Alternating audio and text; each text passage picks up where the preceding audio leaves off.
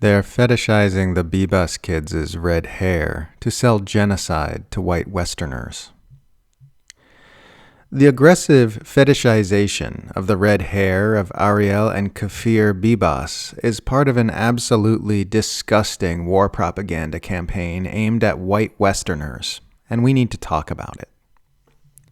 For those who don't know, Ariel and Kfir Bibas were two Israeli child hostages who were killed in Gaza along with their mother in the early weeks of Israel's genocidal onslaught upon the enclave. Israel claims without evidence that Hamas murdered them with their bare hands, while common sense says it's much more likely that they died from Israel's scorched earth bombing campaign along with the many other women and children who were being bombed to death every day in the same area during that time. Israel has enlisted the help of Chen Kugel, the forensic pathologist who helped promote the bogus atrocity propaganda about beheaded babies on October 7th, to market its version of events regarding the Bibas family. Israel and its supporters have been forcefully hammering on this narrative that Hamas murdered these two little children with their bare hands in order to manufacture support for ending the ceasefire and resuming Israel's daily massacre across the Gaza Strip. And lately, it's been taking an even creepier turn. In Israel and throughout the Western world, the fact that these children had red hair is being aggressively pushed into public attention at every opportunity. Israel's foreign ministry has released a brazenly propagandistic video featuring an AI image of a red-headed child, while a narrator says Hamas murdered the Bibas children, asserting that from today, every redhead will remind us, Hamas murdered them, and Hamas will do it again, until it's wiped out. This is pretty standard babies on bayonets atrocity propaganda, but it's done with a twist, a highly racialized one. Throughout the Israel-aligned world, the color orange is being used by government leaders to mourn the deaths of these children in the most public forums possible. Landmarks like the Empire State Building, the Eiffel Tower, and the Brandenburg Gate have all been illuminated in orange lights explicitly to commemorate the Ginger Bibas children, and orange balloons have been released throughout Israel and the West in their honor. Why all this emphasis on the red-headedness of these children?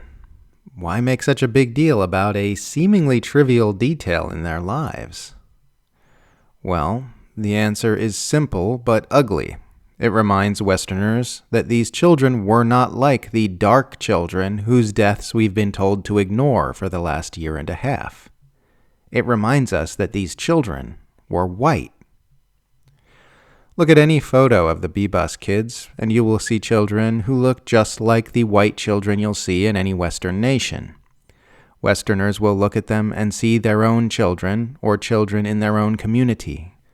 The propagandists noticed the potential in this long ago, which was why they began ramping up the outrage machine as soon as a ceasefire was announced, pretending they didn't know the children were already dead and promising vengeance and hellfire if they weren't returned alive. This is why when Benjamin Netanyahu released a video statement in English the other day, he produced an enlarged photo of the children and spent some time pointing at them as he spoke. He wanted Westerners to see that these were not the kind of children we were told to be indifferent toward as they were butchered by the thousands in Gaza. He wanted to make sure we could see that they were white. The idea, as with so much Israel apologia, is to generate sympathy. If you sympathize with the children, you are more susceptible to narratives saying that Hamas must be destroyed and the ceasefire must end in order to avenge their deaths. If you sympathize with Israel, you are more likely to trust its narratives about what happened and what should happen in response. The Western propaganda machine has spent generations killing off all sympathy for its brown-skinned victims in the global South, but our sympathy for white children has been left intact. Propagandists are fetishizing the red hair of two dead white kids to market the reignition of the Gaza Holocaust to white Westerners. Israel apologists will deny this, but that's plainly what's happening. They couldn't be more obvious about it.